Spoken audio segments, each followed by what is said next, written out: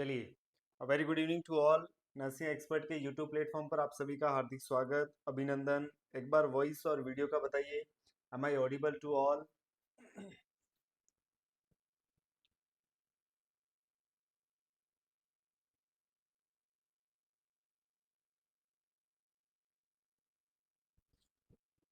चलिए, Divya, Radhe Radhe. Tanuj, very good evening. आज हम डिस्कस करने जा रहे हैं एक खास और वेरी इंपॉर्टेंट टॉपिक। वो है आपका बीएलएस, और बीएलएस के अंदर भी खासकर आपका जो सीपीआर, कार्डियोपल्मोनरी रिससिटेशन के साथ साथ फॉरेन बॉडी एयरवे ऑब्स्ट्रक्शन जैसे कुछ इंपॉर्टेंट टॉपिक को हम कवर करेंगे। ये एक ऐसा टॉपिक है, इस टॉपिक से रिगार्डिंग मोस्ट ऑफ एग्जाम के अंदर हर टाइम आपके एमसीक्यूज बनते हैं। थोड़ा सा हम इसका पैटर्न चेंज करेंगे। पहले हम इसके बारे में बेसिक बातें डिस्कस करेंगे एज ए थ्योरी पार्ट, और आफ्टर दैट हम इसके 20-22 क्वेश्चंस भी करेंगे। 1 घंटे के अंदर ये सारा करेंगे।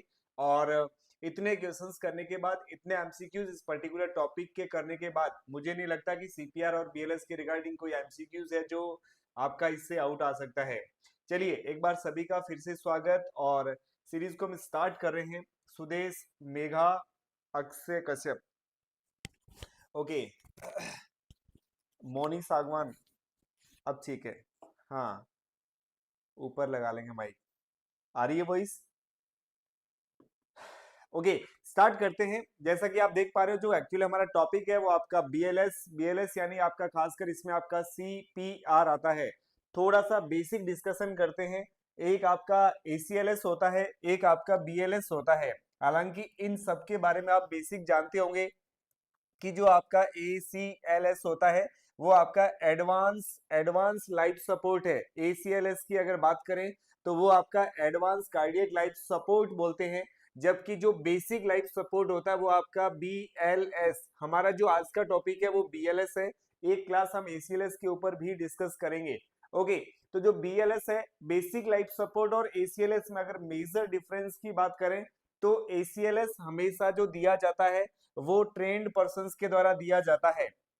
खासकर मैं ये बोलूं कि ये हॉस्पिटल सेटिंग के अंदर दिया जाने वाला या किया जाने वाला प्रोसीजर है, और हमेशा ये ट्रेंड स्टाफ के द्वारा ही परफॉर्म किया जाता है। इसमें आधुनिक हथियार बोल सकते हो आप, यानी कि जब हॉस्पिटल के अंदर होगा तो आप ये मान लीजिए कि आपके पास बहुत सारी लाइफ सेविंग ड्रग्स होती है, बहुत सारे आपका एडवांस एयरवे आपके हाथ में होता है। सब कुछ जो हॉस्पिटल सेटिंग में हम करते हैं वो आपका प्रोसेस एक टाइप से हम ACLS बोलेंगे। जबकि जो BLS है, BLS को कोई भी दे सकता है। BLS के लिए कोई स्पेसिफिक ऐसे कोर्सेज की जरूरत नहीं है, ट्रेन पर्सन की जरूरत नहीं होती है। इसके अलावा ये आप कहीं पे भी परफॉर्म कर सकते हैं, यानी कि हॉस्पिटल के बाहर की साइड में भी आप इसको परफॉर्म कर सकते हैं, कोई भी इसको परफॉर्म कर सकता है। इसने थोड़ी बहुत बातें इसके बारे में जान रखी है, वो आपका BLS है। हालांकि आप सीधा सीधा बोल सकते हो आउटसाइड हॉस्पिटल आपका BLS है, इनसाइड हॉस्पिटल आप ACLS भी बोल सकते हैं। Very good evening Promila. चलिए, बात करते हैं BLS की, बेसिक लाइफ सपोर्ट की। जब जब BLS या CPR देने की जरूरत पड़ती है तो हम किसको देते हैं? आपको अच्छे से पता है कि कोई पेशेंट जो अनरिस्पॉन्सिव आपको मिला है, कहीं पे भी आप जा रहे थे, ड्यूटी जा रहे थे, ड्यूटी आ रहे थे, मार्केट जा रहे थे, कहीं घूमने जा रहे थे, किसी भी जगह जा रहे थे, अगर आपको कोई पेशेंट अनरिस्पॉन्सिव मिला तो आपको उसको BLS यानी CPR करने की आवश्यकता पड़ सकती है। और उसको करने की जो सीक्वेंस है, स्टेप्स है, वो क्या क्या है, वन बाय वन देखते हैं। एक बार आप लोग स्टार्ट से लेके लास्ट तक अच्छे से क्लास को देखना, ताकि पहले हम इसका जो थ्योरी वाला पार्ट है वो कवर करेंगे। आफ्टर दैट हम इसके रिगार्डिंग एमसीक्यूज भी करेंगे। तो 1 घंटे के अंदर ये जो आपका टॉपिक है ये टोटली कंप्लीट हो जाएगा। इसके बाद आपको कहीं अलग से पढ़ने की जरूरत नहीं पड़ेगी। Divya Bhardwaj, very good evening. एक बार क्लास को शेयर कर दीजिए बच्चों। मैंने कहा कि एक पेशेंट, एक विक्टिम जो आपको क्या मिला है, अनरिस्पॉन्सिव मिला है, आपको CPR करने की क्या क्या सीक्वेंस है, क्या क्या स्टेप्स आप बोल सकते हो। तो सबसे पहले CPR देने के लिए आपको क्या करना होगा? सबसे पहले आपको सीन सेफ्टी, इस बात का ध्यान रखना, ये प्रायोरिटी वाइज बता रहा हूं मैं, सीक्वेंस वाइज बता रहा हूं, यहीं से आपके एमसीक्यूज आते हैं और यहीं आप गलत करके आते हो। हालांकि कंप्रेशन वेंटिलेशन रेशियो के एमसीक्यूज आप गलत नहीं करते हो, लेकिन ये जो चीजें हैं बेसिक स्टेप्स हैं जहां से आप एमसीक्यूज गलत करके आ जाते हो। तो पहला आपका है कि जैसे पेशेंट विक्टिम आपको अनरिस्पॉन्सिव मिला, आप सीन सेफ्टी करेंगे, यानी कि अगर पेशेंट पानी के अंदर है, रोड के बीच में है, कहीं करंट के पास में है, तो आपको क्या करना है, उस पेशेंट को साइड में लेके आना है सबसे पहले, कि आपको और उस विक्टिम को और इंजरी ना हो। दैट्स वाई आपको हमेशा इस बात का ध्यान रखना है। जब आपने सीन सही कर लिया उसके बाद आप क्या करोगे, इसके बाद आसपास आप कॉल कर सकते हो, किसके लिए, हेल्प के लिए। हालांकि हमारे पास ऐसा कोई हेल्पलाइन नंबर नहीं है, पर हाँ आप कॉल फॉर हेल्प कर सकते हैं। आसपास अगर कोई है तो आपकी मदद कर सकता है, हॉस्पिटल एरिया के अंदर है तो आप बोल सकते हो कि एईडी लेके जल्दी से आइएगा। अगर आउटसाइडेड है तो आप जस्ट किसी को नॉलेज है तो आप उससे आप हेल्प ले सकते हैं, या उससे आप और कुछ अरेंजमेंट करवा सकते हैं। तो जो सेकंड प्रायोरिटी है वो आपकी क्या रहेगी, कॉल फॉर हेल्प रहेगी।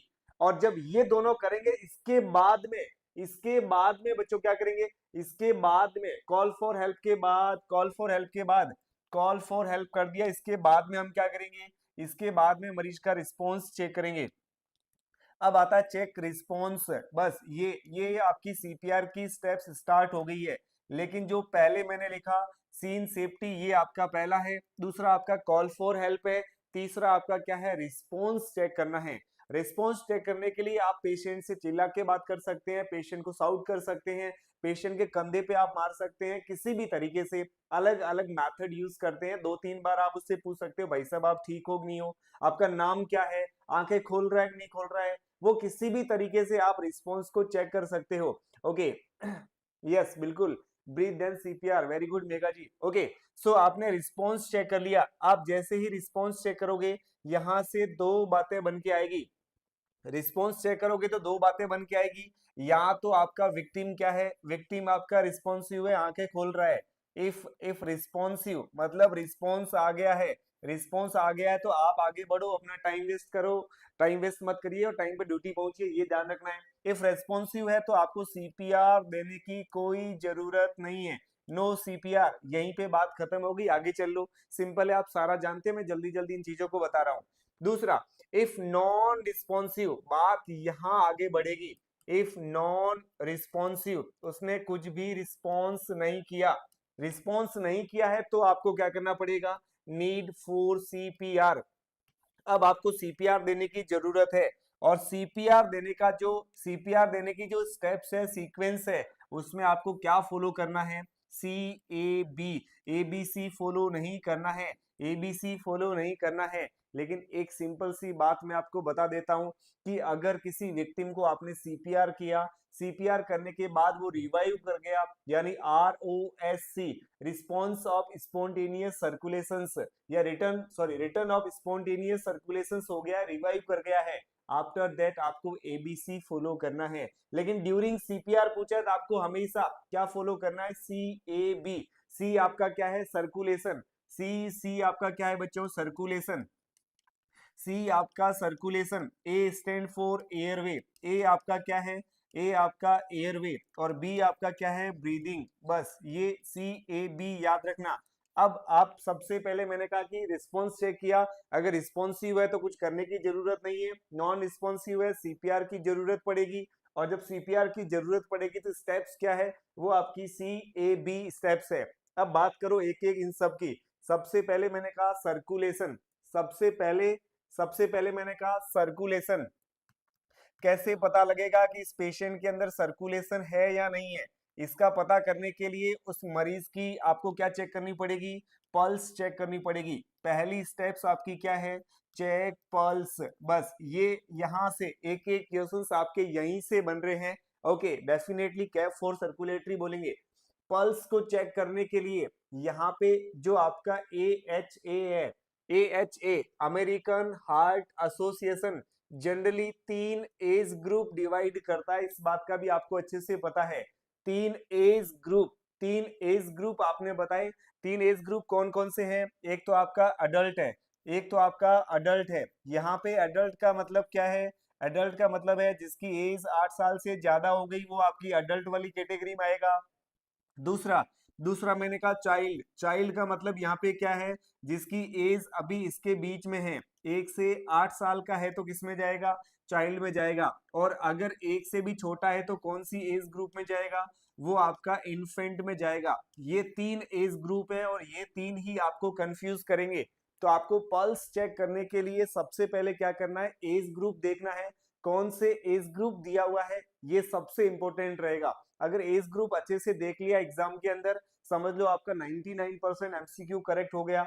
ओके, सबसे पहले ये जो अडल्ट है, अडल्ट के अंदर आपको कौन सी पल्स चेक करनी है, कैरोटीड पल्स चेक करनी है। अडल्ट है तो कौन सी पल्स चेक करोगे, कैरोटीड पल्स को चेक करोगे।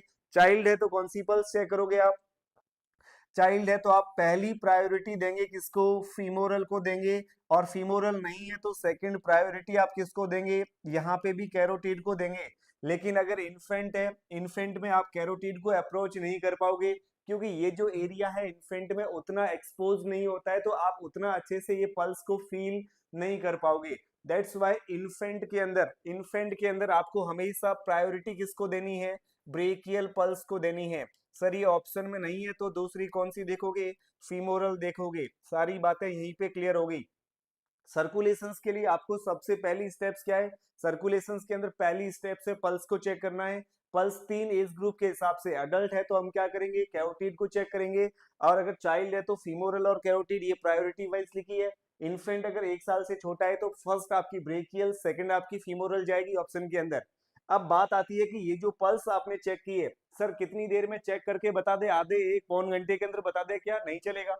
ओके, तो आपको जो पल्स चेक करने का टाइम है, ड्यूरेशन है, वो कितना है, ड्यूरेशन 5 to 10 सेकेंड, ये लिख लेना। यहाँ से कई बार बना हुआ क्वेश्चन है, 5 to 10 सेकेंड तक आप क्या करेंगे, पल्स को चेक करेंगे। अच्छा, 5 to 10 सेकेंड में भी आपको घुमा सकते हैं एग्जामिनर, एटलीस्ट 4-5 सेकेंड, एटलीस्ट 4। यहाँ 5 to 10 का मतलब क्या है, मैं दो बात लिख सकता हूँ। अगर कभी ऐसा आ जाए कि पेशेंट का पल्स चेक करने के लिए एटलीस्ट आपको कितने टाइम तक चेक करनी है, तो at least 4-5 second, at least 4-5 second, but not more than 10 second, not more than 10 second. 10 second से ज्यादा नहीं होनी चाहिए, 5 से कम नहीं होनी चाहिए। आपने क्या किया, पल्स को चेक कर लिया। ओके, अब इसके बाद आपको पास दो फाइंडिंग मिलेगी। अब दो फाइंडिंग मिलेगी, क्या फाइंडिंग मिलेगी, आपने पल्स चेक किया तो एक पेशेंट ऐसा है जिसमें पल्स क्या है,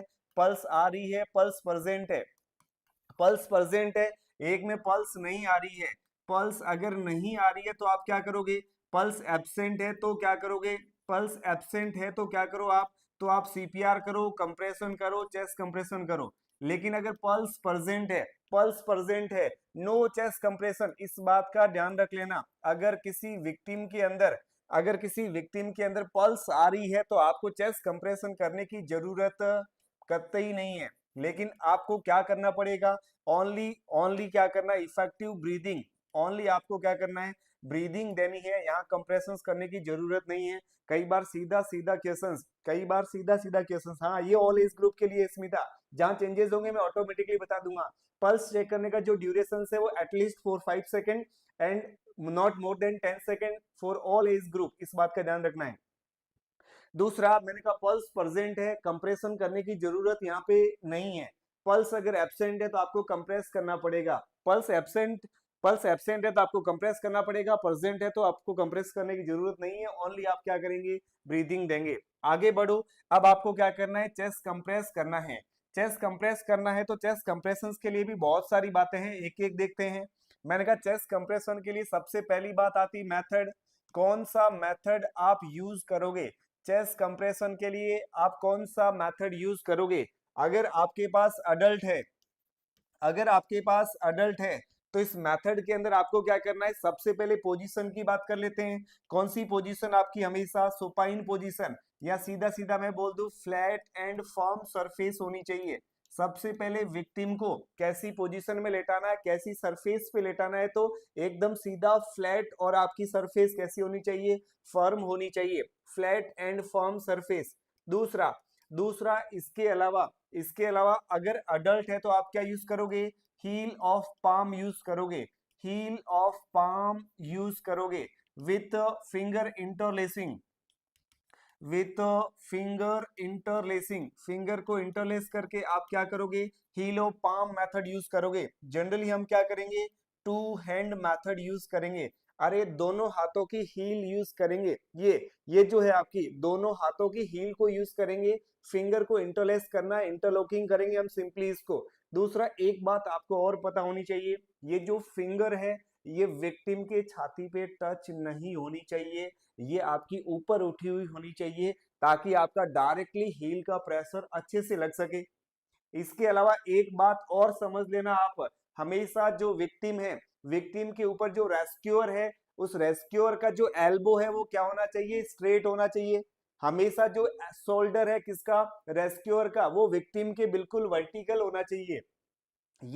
ये कंप्रेस करने के तरीके हैं बच्चों, अच्छे से याद रख लेना। और जो आपका डोमिनेंट हैंड है उसको क्या करना है, उसको नीचे रखना है।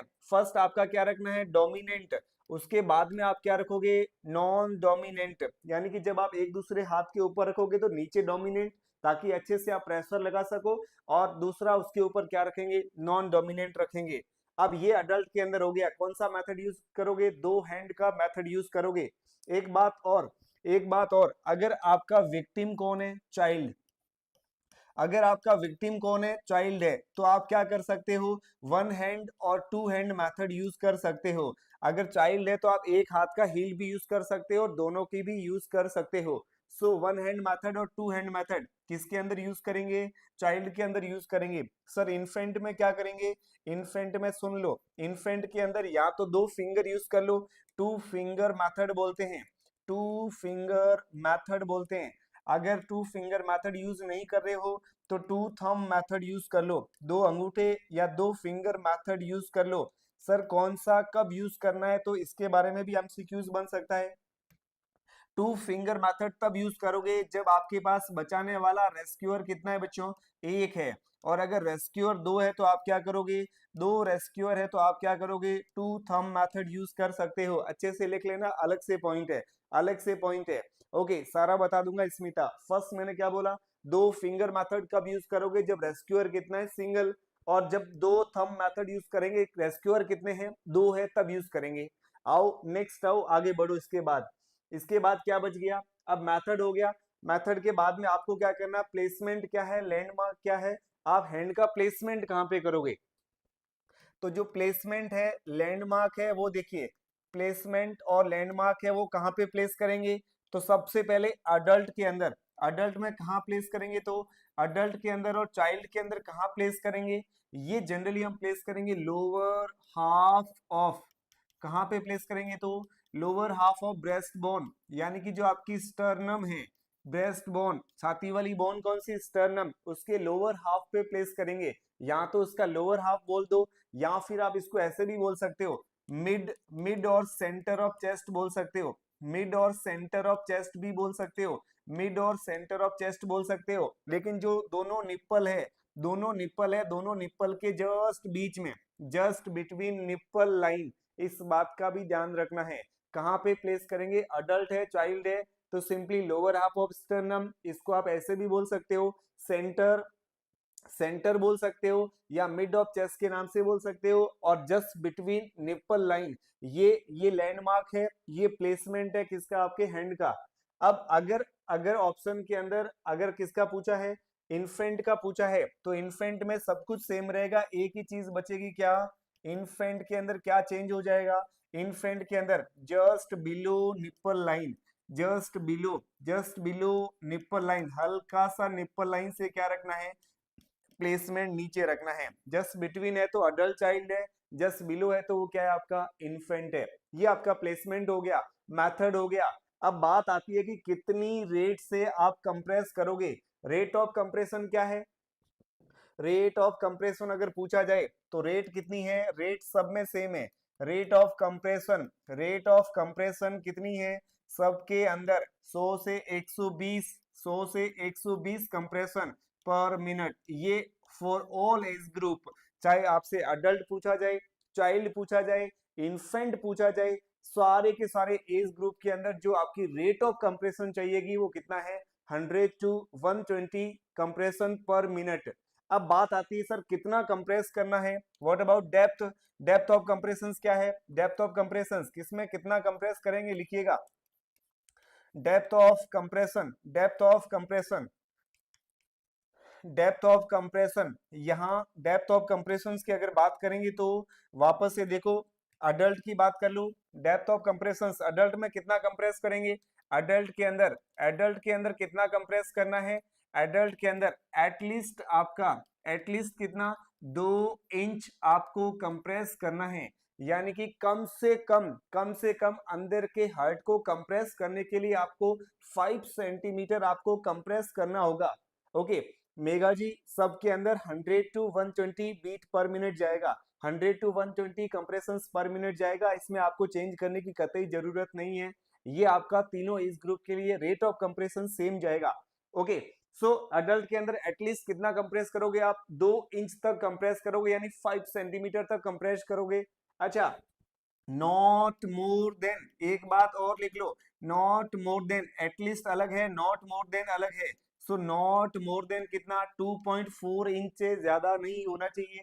कम से कम कितना आपने कंप्रेस किया, 2 इंच कंप्रेस किया, लेकिन ज्यादा किससे नहीं होना चाहिए, 2.4 से ज्यादा नहीं होना चाहिए। अदरवाइज क्या होगा, कॉम्प्लिकेशंस हो सकता है, इंटरनल ऑर्गन डैमेज हो सकते हैं, रिब्स फ्रैक्चर हो सकती है। लेकिन चाइल्ड और इन्फेंट की अगर बात कर लें, चाइल्ड और इन्फेंट, ओके चाइल्ड और इन्फेंट में कितना कंप्रेस करेंगे, 1/3 of AP diameter, 1/3 of diameter, 1/3 of AP diameter बोलते हैं इसको, है ना। चेस्ट का जो एंटीरियो पोस्टीरियर डायमीटर होता है एज ग्रुप के हिसाब से, उस एज ग्रुप के हिसाब से आपको कम से कम उसका तीसरा भाग क्या करना है, कंप्रेस करना है। और एवरेज हम इसको बोलते हैं 1.5 इंच, 1.5 इंच। सीधा सीधा अगर इंच में लिखा हुआ मिले तो कितना कंप्रेस करना है, 1.5 इंच, सीधा सीधा 1.5 इंच आपको कंप्रेस करना है, जो कि आपका 1/3 ऑफ एपी डायमीटर होता है चेस्ट का। नेक्स्ट आइए, अब आपने कंप्रेस कर दिया, कंप्रेशन मेथड हो गया, रेट हो गया, लैंडमार्क हो गया। अच्छा, कितना कंप्रेस करना है ये आपने देख लिया। अच्छा, कंप्रेशन के बीच बीच में आपको क्या करना है, रेस्क्यू ब्रीथ देनी है, वो सबसे ज्यादा इंपॉर्टेंट है। अरे कंप्रेशन और रेस्क्यू ब्रीथ का जो रेशियो होता है वो क्या होता है, उसमें देखते हैं। सबसे पहले अधिकतर बच्चे कंफ्यूज हो जाते हैं, सो जो कंप्रेशन वेंटिलेशन रेशियो होता है उसको लिखो, कंप्रेशन वेंटिलेशन रेशियो जो होता है उसकी बात करें तो सीधा सीधा आ जाओ किसके ऊपर, बड़ों के ऊपर, क्योंकि हम सब बड़े हैं। एडल्ट की बात करें तो अडल्ट में कुछ भी आपको कॉम्प्रोमाइज करने की जरूरत नहीं है। अडल्ट में बचाने वाला 1 है, 2 है, 5 ले आओ, 10 ले आओ, 20 ले आओ, जितने भी बचाने वाले हैं सबके अंदर एक ही मेथड फॉलो होगा, कौन सा, 30:2, है ना। अडल्ट के अंदर चाहे रेस्क्यूअर 1 है चाहे रेस्क्यूअर 2 है, आपको हमेशा कौन सा मेथड यूज करना है, 30:2 यूज करना है। 30 कंप्रेशन के बाद में आपको 2 रेस्क्यू ब्रीथ देनी है। एक्चुअली क्या होता है कि जो इन्फेंट है, जो चाइल्ड है, अगर मैं अडल्ट को कंपेयर करूं उनके साथ में, तो अडल्ट में क्या होता है, जो लंग की कैपेसिटी होती है वो ज्यादा होती है ना। तो थोड़ा सा अगर आप डिले से ब्रीथिंग करोगे तो भी काम चल जाएगा। लेकिन जो इन्फेंट है, जो आपका चाइल्ड है, उनमें क्या रहता है, लंग कैपेसिटी उतनी नहीं रहती है, तो उनमें मोर फ्रीक्वेंटली आपको ब्रीदिंग करने की जरूरत होगी। तो जब एक ही बचाने वाला है तो मोर फ्रीक्वेंटली देना पॉसिबल नहीं होगा। भाई हर 15 कंप्रेशन के बाद मैं ब्रीथिंग देने जा रहा हूं, वापस कंप्रेशन वापस ब्रीथिंग, इतना पॉसिबल नहीं होगा। थोड़ी देर में टायर्ड हो जाएगा, तो 5 साइकिल ही पूरे नहीं कर पाएगा। तो हम वहां पे थोड़ा आराम वाला फॉलो करते हैं। तो मैंने कहा अगर चाइल्ड है, अगर बचाने वाला मीन्स चाइल्ड है या इन्फेंट है, ऐसी कंडीशन में डिपेंड करेगा कितने रेस्क्यूअर है। अगर बचाने वाला 1 है तो आप क्या करो, आसान वाला दे दो। आसान वाला कौन सा है, 30:2। भाई दोनों में आसान कौन है, 30 कंप्रेशन के बाद 2 ब्रीथ दो, ये आसान है मेरे लिए, या 15 कंप्रेशन के बाद 2 ब्रीथ दो, ये आसान है। तो आप बोलेंगे सर थोड़ा आपको टाइम मिल जाएगा किसमें, 30:2 में, तो which one is better for single rescuer, वो आपका होता है 30:2। तो अगर चाइल्ड है, इन्फेंट है, एक रेस्क्यूअर है, आपको हमेशा क्या करना है, 30:2 फॉलो करना है। जबकि बचाने वाले दो है तो थोड़ा मरीज के लिए काम कर लो, थोड़ा बच्चों के लिए काम कर लो। अगर दो रेस्क्यूअर है, अगर दो रेस्क्यूअर है आपके पास, तो आप किसको फॉलो करोगे, 15:2 को फॉलो करोगे। बस ये अच्छे से याद रखना है, ये याद रखने का तरीका है। बच्चों में ज्यादा फ्रीक्वेंटली आपको ब्रीदिंग देने की जरूरत है, और ये कब कर पाओगे, जब आपके पास बचाने वाला एक बंदा एक्स्ट्रा है, यानी दो रेस्क्यूअर है। तो दो रेस्क्यूअर है तो 15:2, सिंगल रेस्क्यूअर है तो 30:2। ओके, यहाँ पे रेस्क्यूअर चाहे एक हो या दो रेस्क्यूअर हो, फॉलो एक ही चीज करनी है, क्या, वो आपकी है 30:2। बस सिंपली ये याद रखना है। दूसरा याद रखने का तरीका ये भी है कि अगर बचाने वाला एक है, बचाने वाला एक है, यूनिवर्सल याद रख लो। अरे बचाने वाला एक है तो आप ये मत देखो कि अडल्ट है, चाइल्ड है, इन्फेंट है, कौन है आगे।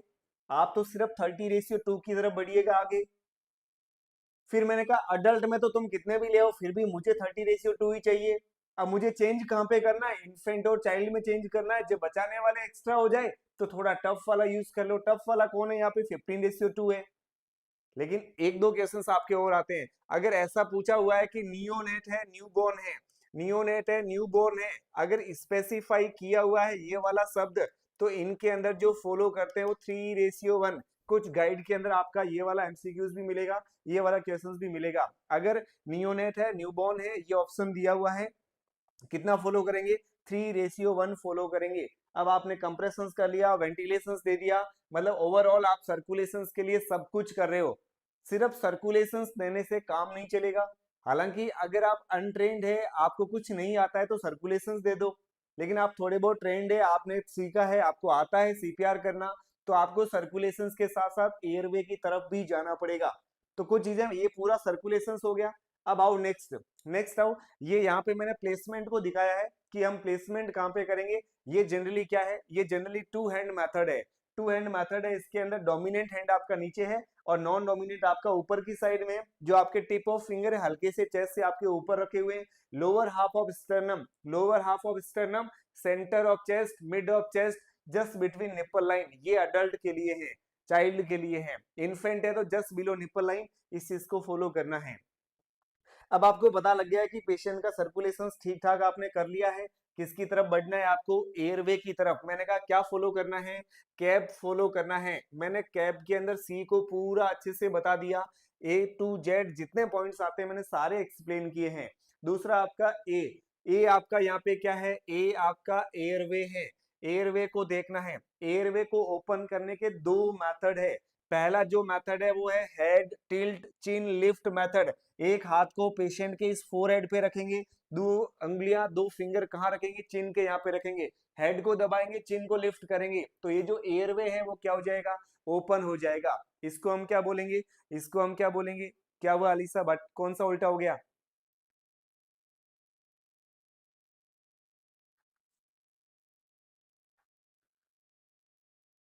किसका उल्टा हो गया, डोमिनेंट नॉन डोमिनेंट का बोल रहे हो क्या।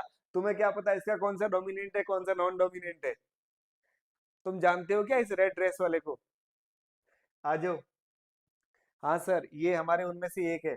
नेक्स्ट आओ, head tilt chin lift method. ये जो मेथड है ये किसके लिए है, ये आपका एयरवे को ओपन करने के लिए है। कॉमनली ये यूज करते हैं, मोस्ट कॉमनली बोल सकते हो आप। लेकिन अगर एग्जामिनर ने लिखा हुआ है आपसे कि इस पेशेंट को क्या है, स्पाइनल कोड की प्रॉब्लम है या सर्वाइकल इंजरी है, ये बोल सकते हो आप। अगर सर्वाइकल इंजरी सस्पेक्टेड है, यानी कि सीधा सीधा मैंने कहा मेरे पास ऐसा पेशेंट आया जो हाइट से गिरा हुआ है, या ऐसा पेशेंट आया है जो कहाँ से ट्रॉमा हुआ है, तो हो सकता है उसमें स्पाइनल कोड इंजरी सस्पेक्टेड हो। दैट्स टाइम आप ऑलवेज क्या फॉलो करोगे, जो थ्रस्ट मैन्यूवर यूज करोगे। यानी कि इस गर्दन को, इस नेक को बिना हिलाए डुलाए आपको क्या करना है, एयरवे को ओपन करना है। अपनी फिंगर को क्या करना है, ये जो जॉ वाला एंगल है इसके यहाँ पे प्रेस करेंगे, तो जो आपकी लोअर इंसाइजर है इससे ऊपर आपका मूवमेंट होना चाहिए।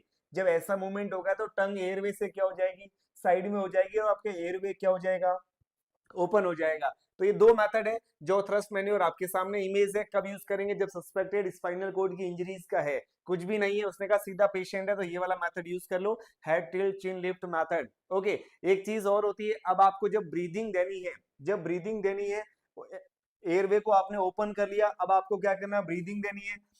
ब्रीदिंग देने के लिए आपको बहुत सारी बातें ध्यान रखनी है। ब्रीदिंग देने के कई सारे तरीके हो सकते हैं। सबसे कॉमन और important that are the bag mask ventilation. Bag mask ventilation जो इस इमेज के अंदर दिखा रखा है, ये जो इमेज है, ये जो डायग्राम है, वो किसका है? आपका बैग मास्क वेंटिलेशन का है। ओके। दूसरा आप क्या दे सकते हो? आप माउथ टू माउथ ब्रीदिंग भी दे सकते हो। अगर पहला वाला ऑप्शन आपके पास नहीं है सुटेबल, आप इंटरेस्टेड हो, तो आप दे सकते हो क्या?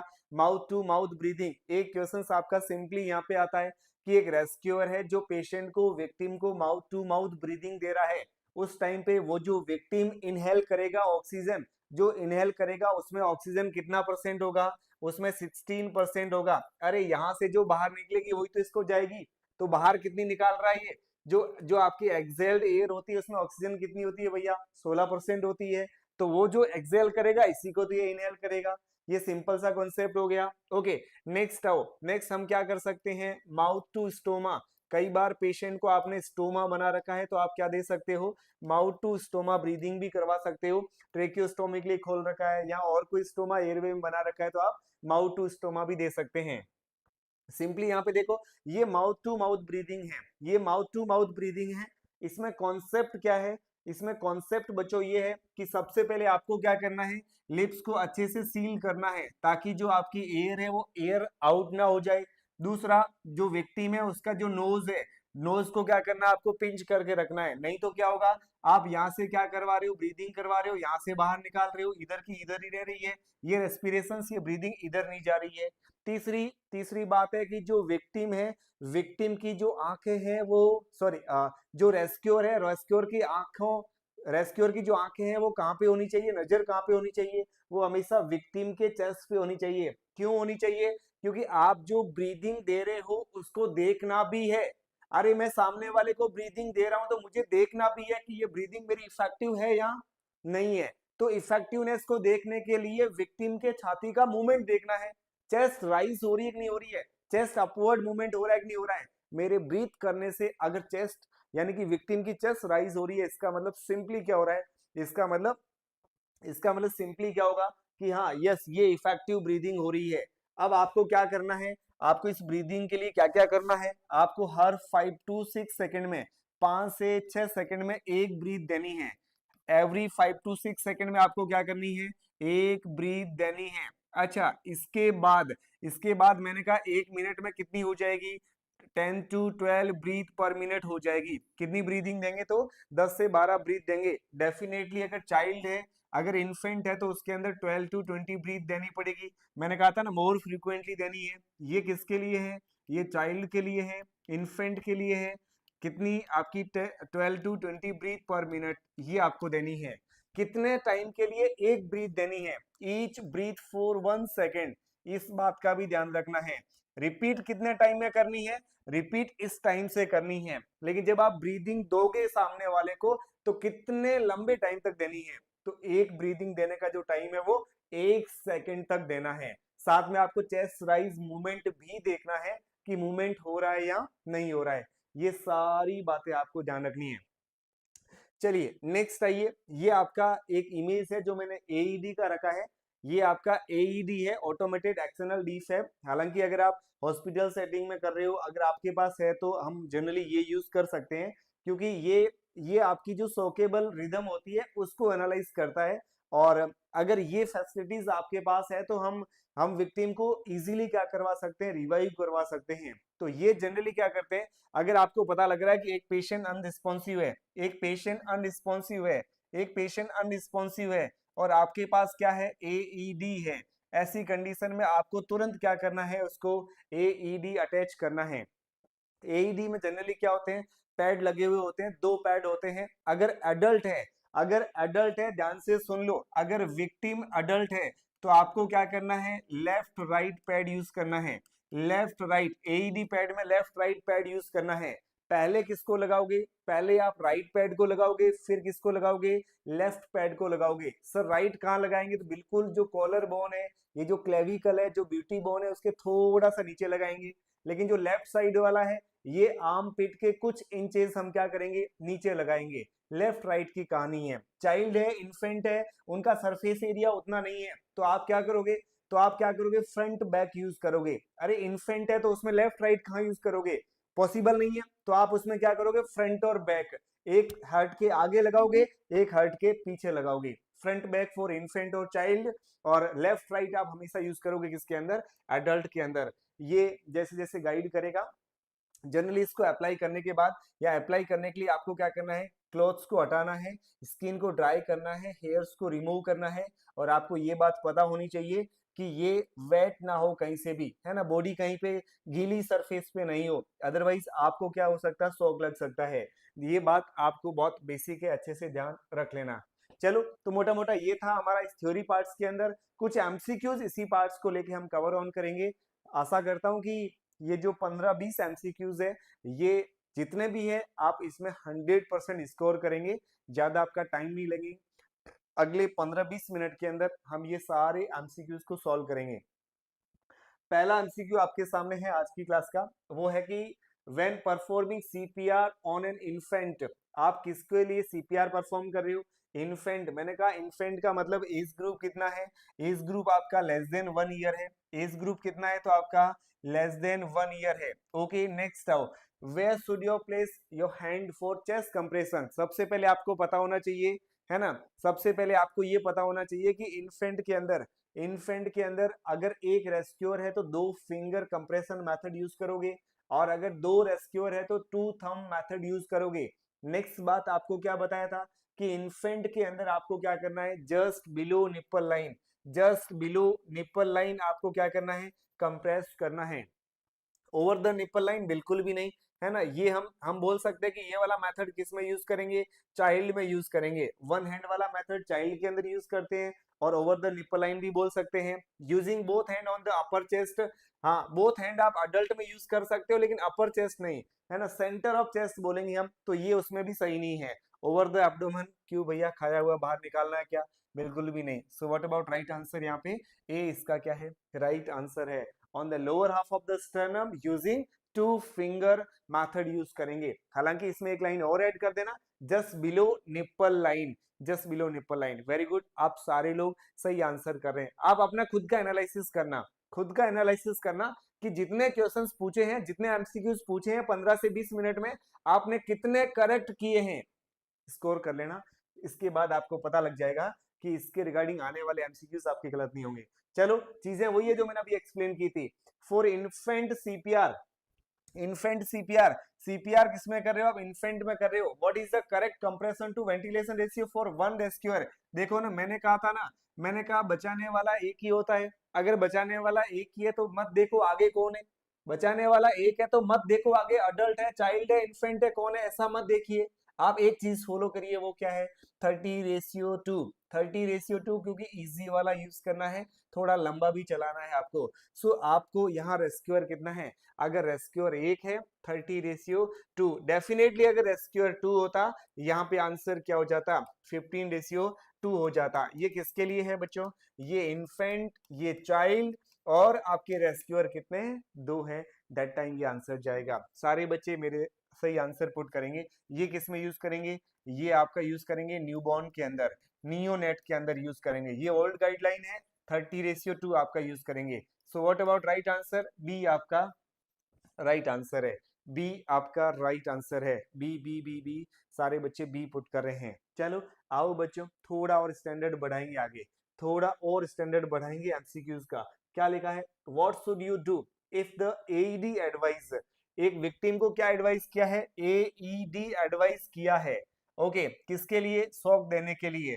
But the victim has a medication patches, है ना, उस पेशेंट को क्या लगा हुआ है, विक्टिम को क्या लगा हुआ है, उसको सपोज किसी भी टाइप का मेडिकेशन पैच लगा हुआ है ना, एनाल्जेसिक का है, ओपियोइड्स का मान लीजिए आप, या फिर ये मान लो कोई नाइट्रोग्लिसरीन का, किसी भी टाइप का है, मेडिकेशन के लिए उसको पैच लगा हुआ है। अब आप क्या करोगे ऐसे टाइम पे, आपको एईडी पैड लगाना है वहां पे, क्या आप उस पैच के ऊपर लगा दोगे पैड को, या उस पैच को हटाओगे देन आप क्या करोगे, पैड लगाओगे। तो क्या सीक्वेंस होगी यहाँ पे, क्या सीक्वेंस होगी, ऑप्शन ए क्या बोल रहा है, leave the patch in place and administer the shock. जैसा है रहने दो भैया, इतना टाइम नहीं है हमारे पास, हमें तो क्या करना है, शॉक देना है, तो जैसा है लगा रहना दो, और हमें क्या करना है, उसके ऊपर लगा देना है। ऑप्शन बी बोल रहा है नहीं भैया थोड़ा काम कर ले, थोड़ा देख ले, मरीज का भला हो जाएगा, remove the patch and clean the area before using the AED. Option C है apply the AED pad directly over the medication patch. Okay, so यहाँ पे देखो, यहाँ पे देखो, यहाँ पे देखो, यहाँ आप अगर एलिमिनेट करो ना, एलिमिनेट करो तो बहुत शानदार तरीका है।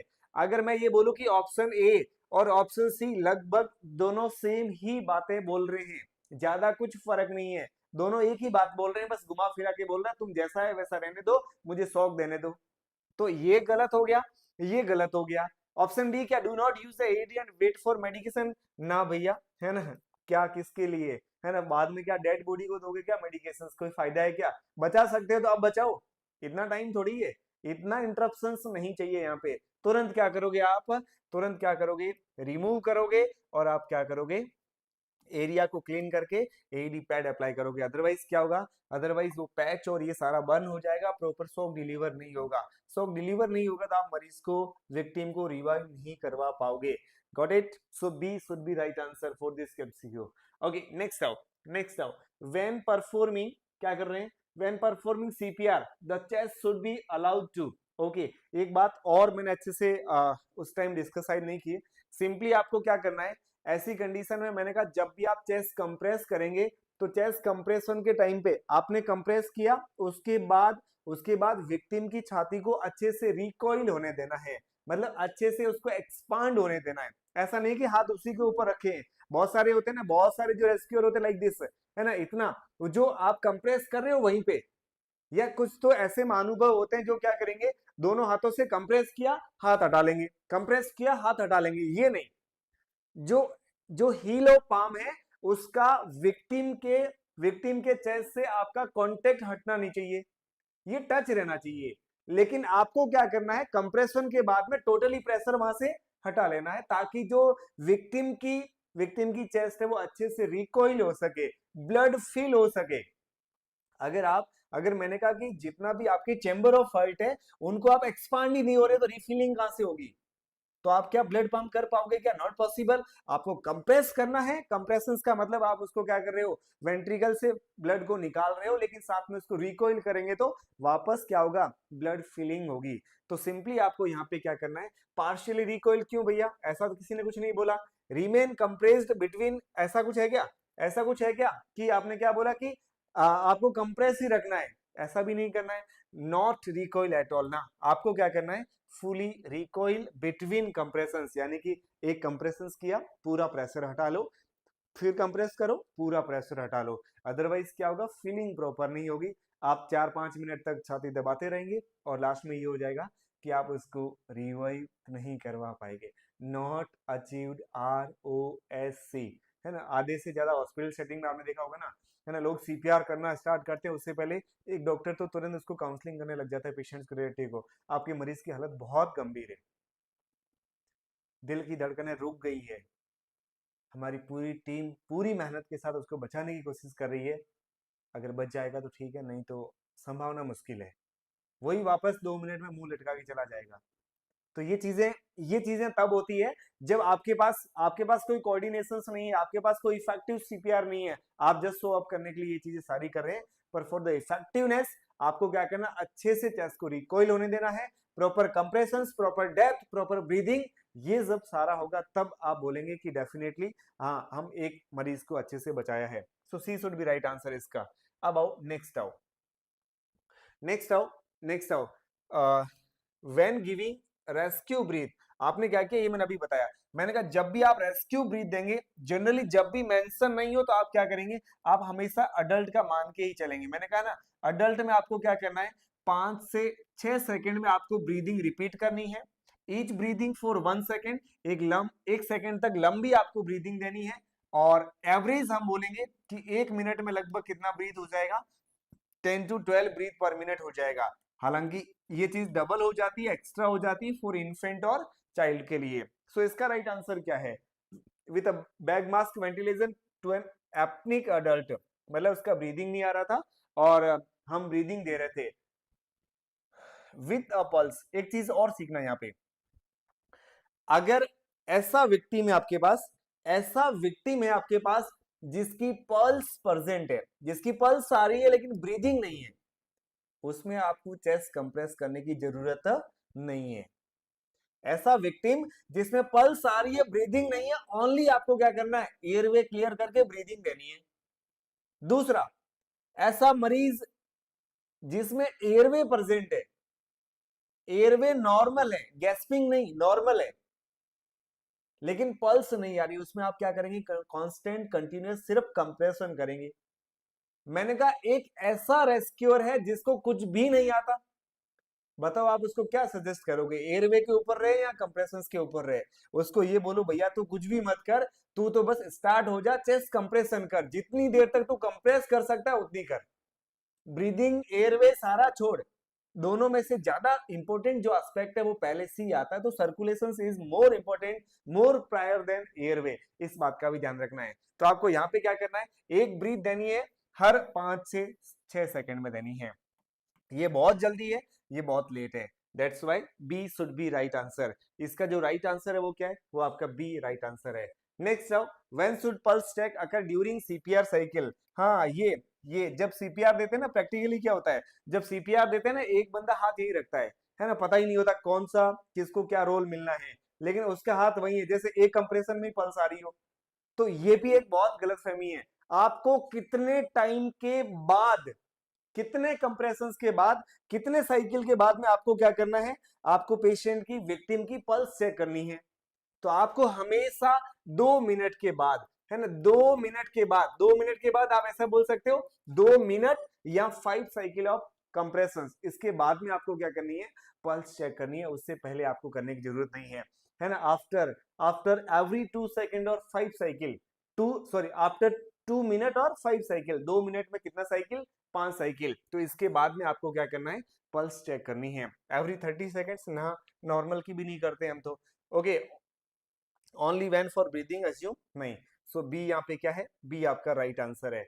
नेक्स्ट आओ बच्चों, इन सिंगल रेस्क्यूअर सीपीआर, है ना, बचाने वाला एक ही है, इन्फेंट है, व्हाट कंप्रेशंस इज यूज्ड, बताइए जल्दी से। मैंने कहा बचाने वाला एक ही है, कौन सा मेथड यूज करोगे, बचाने वाला एक ही है, कौन सा कंप्रेशन मेथड यूज करोगे, तो सिंपली आपका क्या होगा, 2 फिंगर मेथड, 2 फिंगर यूज करेंगे, है ना, जब एक रेस्क्यूअर है 2 फिंगर यूज करेंगे। 2 थंब कब यूज करेंगे, जब 2 रेस्क्यूअर है, बचाने वाले 2 है, ऑप्शन ए सही जाएगा, बचाने वाला एक है, ऑप्शन कौन सा सही जाएगा, सी आपका सही जाएगा, तो सी राइट है। नेक्स्ट आओ, नेक्स्ट है ये बच्चों, आप अपने हिसाब से एनालिसिस करते रहना, लास्ट में मुझे बता देना कमेंट के अंदर कि कितने आपके एमसीक्यूज करेक्ट हुए हैं। इसके बाद नेक्स्ट आपका क्या है, what is the most effective way to ensure air is entering, air enter हो रही है the lungs during bag mask ventilation, during bag mask ventilation, चलो इसके बारे में बताइए, इसके बारे में बताइए।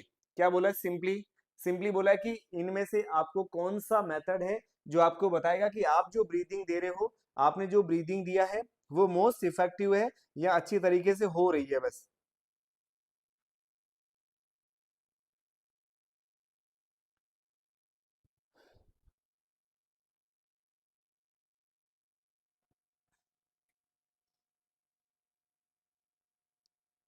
ओके, विच वन राइट, इनमें से कौन सा है, looking for chest movement, listening for breath sound only, checking O2 saturation और वाचिंग प्यूपिल रिस्पॉन्स, जल्दी से बताइए इनमें से ब्रीदिंग स्टेटस को कौन बताएगा, इनमें से ब्रीदिंग स्टेटस को कौन बताएगा कि आपका जो ब्रीदिंग है वो इफेक्टिव है या नहीं है।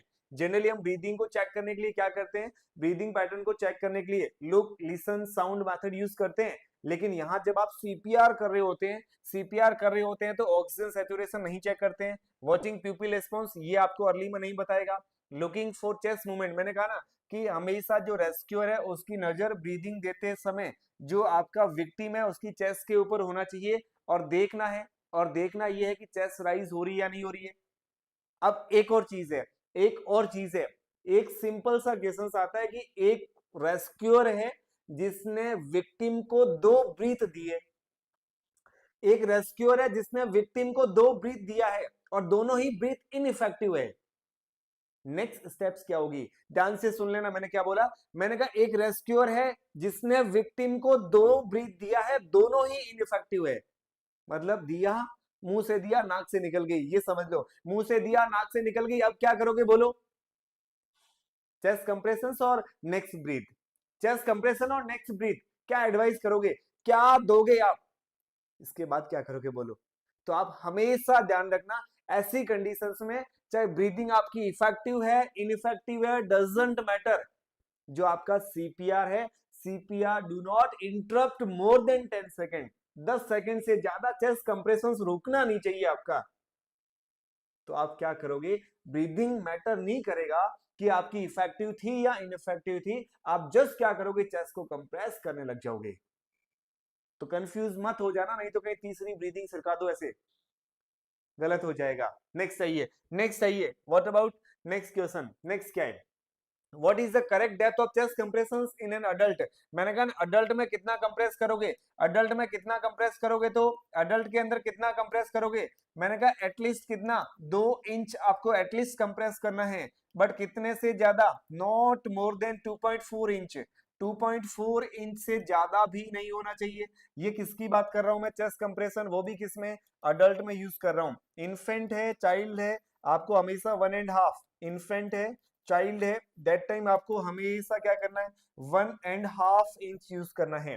Okay, so what about right answer? इसका राइट आंसर क्या है? इसका राइट आंसर क्या है? एटलीस्ट 3 इंच बहुत ज्यादा हो जाएगा बच्चों, बहुत ज्यादा हो गया। अप टू 2 इंच बोल सकते हो, है ना, एज डीप एज पॉसिबल नहीं, छाती के बाहर थोड़ी निकलना है।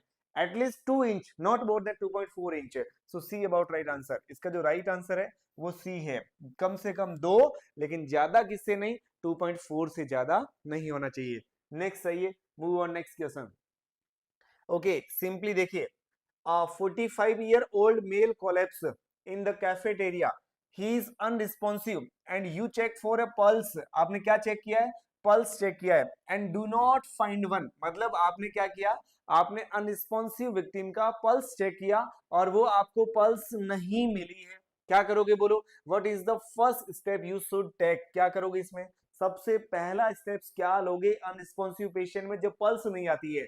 तो मैंने कहा पल्स लेस बोल दिया आपने, तो अब यहाँ पे सीन सेफ्टी की जरूरत नहीं है, अब यहाँ पे कॉल फॉर हेल्प की जरूरत नहीं है। याद रखो पहली स्लाइड मैंने क्या बोला? सबसे पहला ही क्या है? सीन सेफ्टी, उसके बाद कॉल फॉर हेल्प, उसके बाद हम क्या करेंगे? रिस्पॉन्स चेक करेंगे, और अनरिस्पॉन्सिव था तभी हमने पल्स चेक की थी। तो ये तो ऊपर वाली चीजें हम ऑलरेडी करके आ रहे हैं, अब वापस आप घुमा के ना, मुझे तो रोड के बीच में से साइड में करना है, अरे वो पहले कर लिया था। अब क्या करना है? अब जब पल्स आ ही नहीं रहे तो सीधा चेस्ट कंप्रेस करो। देखो इनमें से कौन सा? Start abdominal thrust, open the airway using the head tilt chin lift method, activate the emergency response system and start CPR. बिल्कुल, ये देखो यहाँ पे ये बोल रहा है कि क्या करो आप? अब आप ये करो, है ना, आपको सीपीआर देना है, तो ये सही है, ये ब्रीथ देने की जरूरत नहीं है, ये बाद में होगा, ये चौकिंग वाले पेशेंट्स के लिए होता है। एलिमिनेट करो, जो बचा ऑप्शंस वो बेटर क्या है यहाँ पे? सी यहाँ पे राइट है, दैट्स व्हाई सी करेक्ट है। नेक्स्ट आओ बच्चों, नेक्स्ट आइए, नेक्स्ट क्या है? इन अ विटनेस अडल्ट, चलो ये देखो अब आप, इन अ विटनेस्ड अडल्ट, विटनेस का मतलब क्या होता है यहाँ पे? विटनेस का मतलब है कि आंखों के सामने देखा गया, आंखों के सामने हुआ है, जो भी हुआ है आंखों के सामने हुआ है, मतलब मैंने देखा, मेरे सामने हुआ, मैं गवाह हूं इसका। एक अडल्ट को क्या हो गया? कार्डियक अरेस्ट हो गया। अच्छा, एक तो नॉर्मली मैंने बोला मैं कहीं जा रहा था, मुझे अनरिस्पॉन्सिव विक्टिम मिला, दूसरा मैंने कहा मेरे सामने मुझे पता है कि इसको कार्डियक अरेस्ट आ गया है, तो दैट टाइम आप क्या करोगे? What is the priority action if an AED is immediately available, मतलब ये चीज आपके पास है और आपको पता है कि इसको कार्डियक अरेस्ट है, तो इसकी जरूरत है ना, आपको क्या करना है? रिदम को लाने के लिए क्या करना है? इसकी जरूरत है। That's why what about right answer? इसका जो राइट आंसर है वो आपका है यूज द एईडी इमीडिएटली। हो सकता है पेशेंट क्या हो? वीएफ में चला गया हो सकता है पेशेंट पल्सलेस वीटी है, वेंट्रिकुलर टेकिकार्डिया है, ऐसे में हमेशा डीफेब क्या होगा? चॉइस ऑफ ट्रीटमेंट होगा, choice of treatment, choice of management होगा। दैट्स वाई पहले ये मैनेज करो, है ना, ये नहीं आपके पास एईडी है तो डेफिनेटली आप एईडी को क्या करेंगे? अटैच करेंगे। आई बात समझ? अरे अरेस्ट है, पता लग गया है, तो ऐसे में सीपीआर की स्टेप्स नहीं जाएगी, ऐसे में आपका क्या जाएगा? एईडी कनेक्ट करो, राइट। नेक्स्ट आओ, which is the most accurate, अब आओ, अब आओ इसका आंसर करो। Which is the most accurate indicator of return of spontaneous circulation. मतलब आपने पूरी ताकत लगा दी, आपने अपनी पूरी क्षमता का यूज किया और पेशेंट को, विक्टिम को रिवाइव कर लिया। बताओ इनमें से वो कौन सा पैरामीटर है जो आपको बता रहा है कि मरीज, विक्टिम आपका रिवाइव हो गया? ऑप्शन ए, उसकी स्किन टच करने पे वार्म है। अरे वार्म सर्कुलेशंस को बताती है, लेकिन ये ये वो कहानी नहीं है। वार्म, कूलनेस, ड्राई, ये पुरानी बातें हैं, ये नॉर्मल के लिए है, ये बातें यहाँ शोभा नहीं देती। प्यूपिलरी कॉन्स्ट्रिक्शंस बोल सकते हो, वैसे प्यूपिलरी कॉन्स्ट्रिक्शंस बोल सकते हो, पर ये कोई अर्ली इंडिकेटर? डेफिनेटली मैं बोलूंगा कि रिवाइव किया है तो उसका प्यूपिल कॉन्स्ट्रिक्ट होगा, लेकिन ये प्रायोरिटी नहीं है। डिक्रीज रेस्पिरेटरी एफर्ट्स नहीं, डिक्रीज की जगह मैं क्या बोलूंगा, अगर रिवाइव किया है, अगर मरीज रिवाइव कर गया है, विक्टिम रिवाइव कर गया है, तो वो आंखें खोल रहा है, वो रिस्पॉन्स कर रहा है, वो खुद ब्रीथ ले रहा है और उसका प्यूपिल रिस्पॉन्स कर रहा है। ये सारी बातें हैं, समझ लो किसको बता रहा है कि आपका जो रोज है ROSC उसको अचीव कर लिया है, यानी जो स्पॉन्टेनियस सर्कुलेशन से एक बार आपने रिवाइव कर लिया है।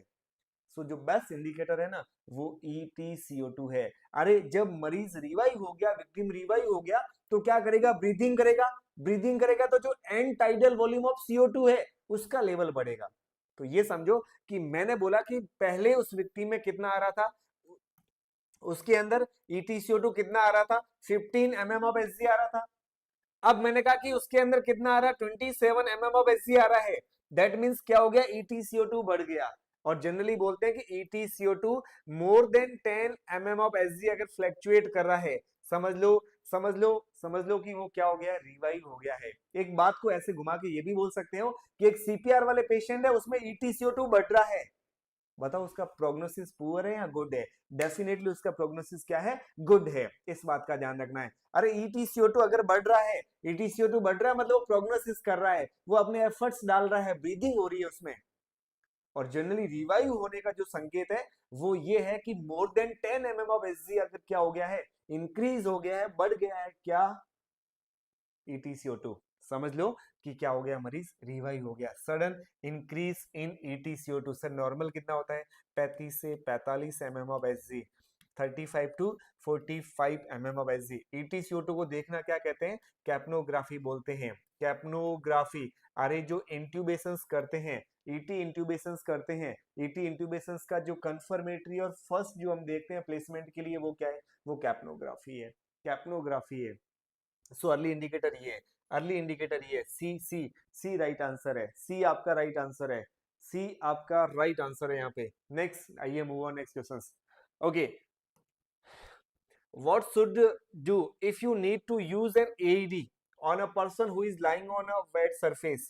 अच्छा, एक मरीज को क्या करना है, एक मरीज को AED देना है और वो जो विक्टिम है वो अभी गीली सरफेस पे है, उसके आसपास की जो सरफेस है वो क्या है, वो आपका वेट है।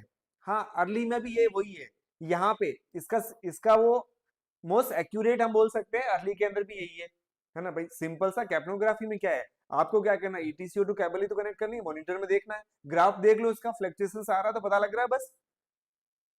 ओके, सो क्या बोला, इसको क्या करेंगे, सिंपली हम क्या करेंगे, अगर वो वेट सरफेस पे है तो पहले सरफेस को क्या करेंगे, ड्राई करेंगे, देन हम क्या करेंगे, AED प्लेस करेंगे। पहले सरफेस को क्या करेंगे, ड्राई, नहीं तो क्या होगा, आसपास जो बचाने वाले लोग हैं उनको क्या करेंगे, उनको शॉक लग सकता है। तो move the persons to a dry area before using the AED। Simple है। नेक्स्ट आओ बच्चों, नेक्स्ट आओ, what is the best method to open the airway in a suspected cervical spine injury? मैंने कहा ना कि ओवरऑल जो पूछा जाए तो head tilt chin lift method, head tilt chin lift method.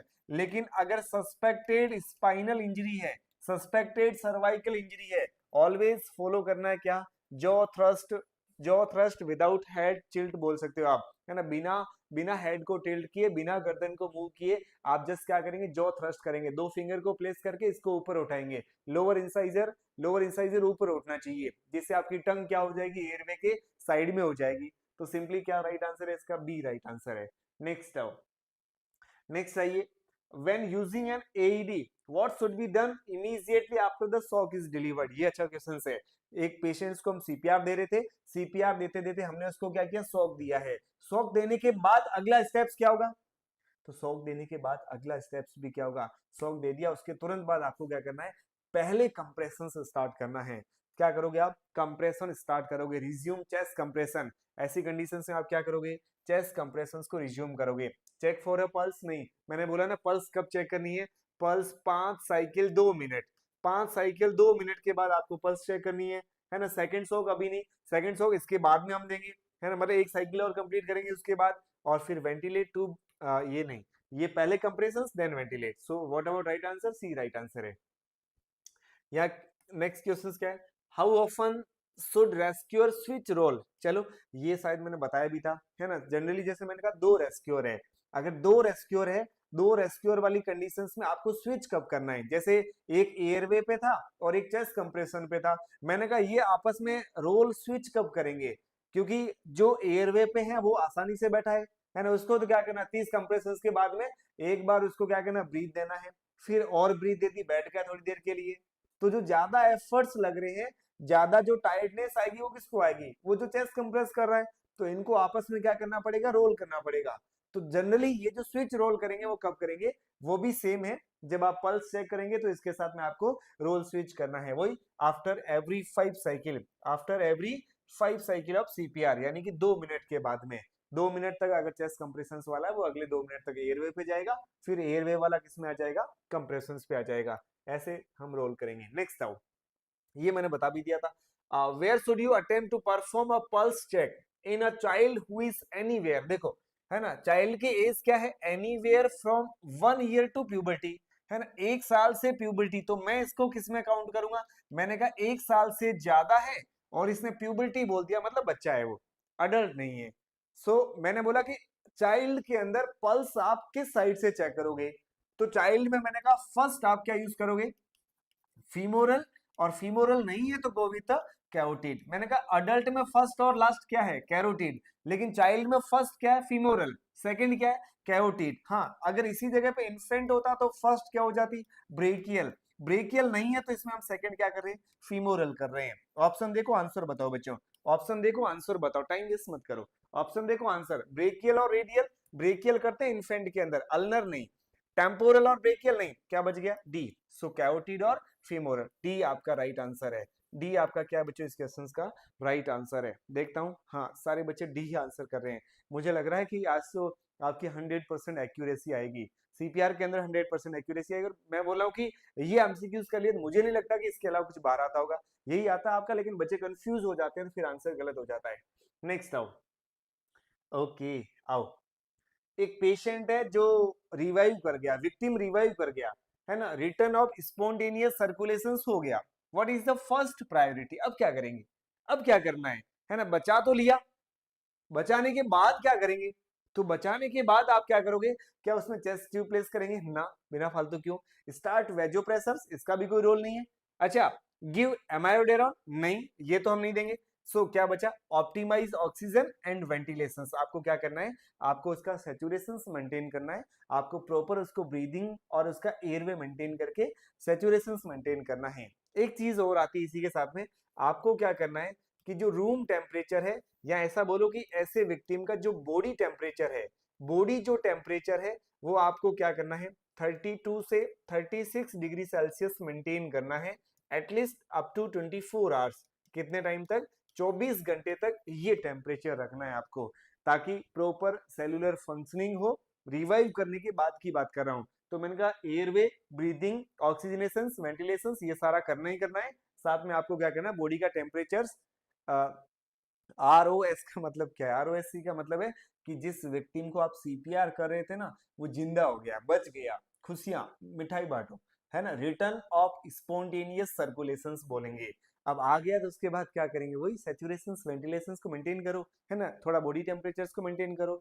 चलो आओ नेक्स्ट आओ, नेक्स्ट आओ, नेक्स्ट आओ, what should you if you are, what should you if you are performing CPR on an adult and the patient suddenly vomits। अच्छा, आप CPR कर रहे थे, आप क्या कर रहे थे, सीपीआर कर रहे थे, और सीपीआर के टाइम पे पेशेंट ने क्या कर दिया, वॉमिट कर दिया, क्या करोगे बोलो, तो वॉमिट कर दिया उस टाइम क्या करोगे, आप हमेशा क्या करोगे, एयरवे को क्लियर करने के लिए, रिस्क ऑफ एस्पिरेशंस को प्रिवेंट करने के लिए, रिस्क ऑफ एस्पिरेशंस को प्रिवेंट करने के लिए क्या करोगे, लेफ्ट लेटरल पोजीशन दे दोगे, और या sorry left lateral in the sense कि आपने नेक को क्या कर दिया, लेफ्ट साइड टर्न कर दिया, और चेस्ट कंप्रेशंस को आपने क्या रखा, रिज्यूम रखा। मतलब आपको इंटरप्ट नहीं करना है, वॉमिट कर रहा है छोड़ के जा रहे हो नहीं, चेस्ट कंप्रेशंस 10 सेकंड से ज्यादा आपका इंटरप्ट नहीं होना चाहिए। अगर इंटरप्ट हो गया तो समझ लो फिर कोरोनरी जो वेसल्स है उसमें प्रॉपर ब्लड नहीं जाएगा, नहीं जाएगा तो आपके कंप्रेशन से कोई आउटपुट निकलने वाला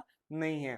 continue chest compressions without stopping नहीं, अगर ऐसा करोगे ना, ऐसा करोगे तो क्या होगा, may be chance of risk of aspirations, that's why आपको ये चीज करनी है ना, इन ऑप्शंस में से आंसर करना है। काजल बाकी जिनको वॉमिट हो रही है थोड़ी जाओगे माउथ टू माउथ ब्रीथ, है ना, वो तो वैसे नहीं करेंगे। चलो आ जाओ, stop CPR and check for pulse ना, remove the airway and check नहीं, करेक्ट आंसर क्या, turn the patient head to the side, clear the airway and continue CPR. Next आओ, which of the following is element of high quality CPR, है ना, आपने पूरी क्षमता से क्या किया, पूरी क्षमता से आपने सीपीआर दिया, कब बोलोगे क्या है हाई क्वालिटी सीपीआर। ओके, सो हमने बोला कि जैसे ही पता लगा कि पल्स नहीं है, चेस्ट कंप्रेस करना है, तो मैंने कहा 10 सेकंड के अंदर अंदर आपको हमेशा क्या करना है, चेस्ट कंप्रेशन स्टार्ट करना है। एक ये भी अपने आप में एमसीक्यूज है कि आपको पता लगा कि पेशेंट क्या है, अरेस्ट का है, तो आप कितने टाइम के अंदर अंदर क्या करेंगे, चेस्ट कंप्रेशन स्टार्ट कर देंगे, तो वो आपका क्या है, वो आपका विद इन 10 सेकेंड। दूसरा क्या, pushing hard and fast, definitely आपको पुश करना है ताकि प्रॉपर आपका चेस्ट कंप्रेस हो सके। मिनिमाइज इंटरप्शन, ये भी होना चाहिए। तो ये है तो सब, ए भी सही बोल रहा है, बी भी सही बोल रहा है, और सी तो सही बोल ही रहा है। सो ए बी सी तीनों सही है, मतलब डी, डी आपका राइट आंसर है यहाँ पे, डी राइट आंसर है। नेक्स्ट आओ, नेक्स्ट क्वेश्चन पे आइएगा।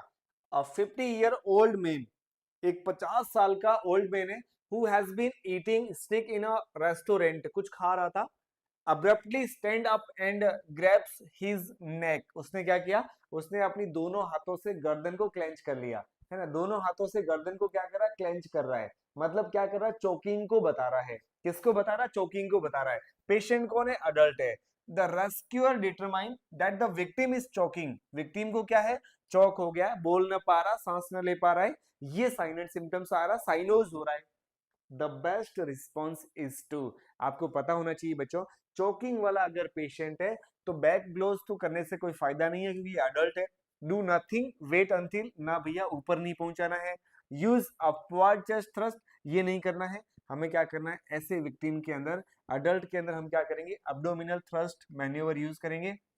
इसी को बोलते हैं क्या, हैमलिच मैन्योवर।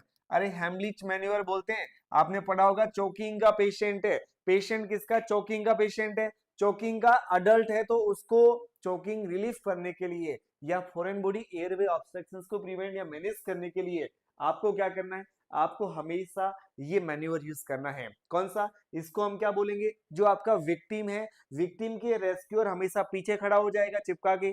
अच्छा, दूसरा क्या होगा, दूसरा अपने दोनों हाथों से क्या बनाएगा, फिस्ट बनाएगा, और ये जो फिस्ट है, फिस्ट में थंब हमेशा पेट की तरफ होना चाहिए, तो एक साइड से फिस्ट बना के दूसरे साइड के हाथ को ऐसे उसने क्या किया, ग्रैब कर लिया।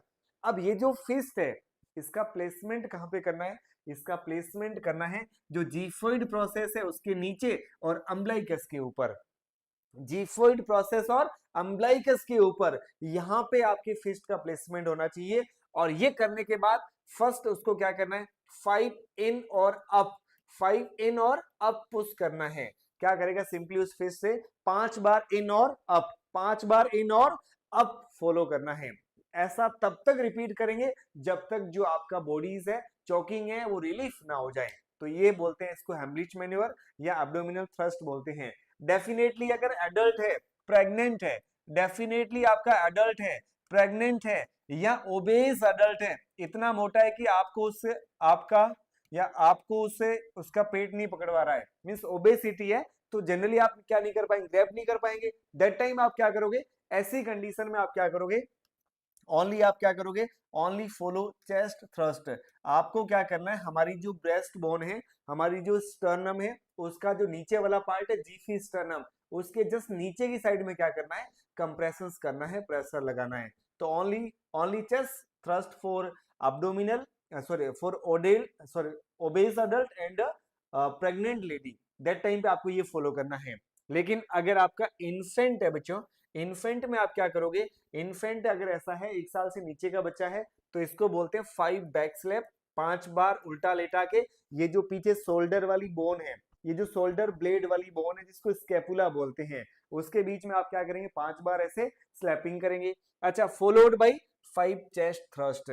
सिंपली हम इसमें क्या करते हैं कि इन्फेंट को पहले प्रोन पोजीशन में फोर आर्म पे ले लेते हैं, फोर आर्म में हाथ थोड़ा सा नीचे रखेंगे और दोनों जो हमारी स्कैपुला बोन है उसके बीच में 5 बार ऐसे क्या करेंगे, स्लैपिंग करेंगे। और सीधा लेटा के भी क्या करेंगे, चेस्ट के ऊपर 5 बार करेंगे। इसको बोलते हैं 5 back slap followed by 5 chest thrust to relieve choking in case of infant. अगर इन्फेंट है तो ये ऐसा मेथड आप यूज करेंगे। ओके, ये जो आपका डायग्राम है वो इसका है, ये जो साइन है वो किसका है, यूनिवर्सल साइन है आपका चॉकिंग का। ओके, वन मोर थिंग, जो इफेक्टिव सीपीआर है, इफेक्टिव सीपीआर का जो मोस्ट कॉमन कॉम्प्लिकेशंस होता है वो आपका फ्लेल चेस्ट होता है ना, फ्लेल चेस्ट होता है। और ये जो फ्लेल चेस्ट होता है इसका मतलब होता है multiple rib fracture with haematoma, है ना, बहुत सारी रिब्स टूट जाती है और आपका हीमेटोमा ब्लीडिंग हो जाती है। ऐसे कंडीशंस के अंदर इसमें पैराडॉक्सिकल ब्रीदिंग पैटर्न देखने को मिलता है। पैराडॉक्सिकल ब्रीदिंग किसका फीचर है, फ्लेल चेस्ट का है। सर क्या होता है पैराडॉक्सिकल, पैराडॉक्सिकल का मतलब होता है opposite movement of chest with respiration.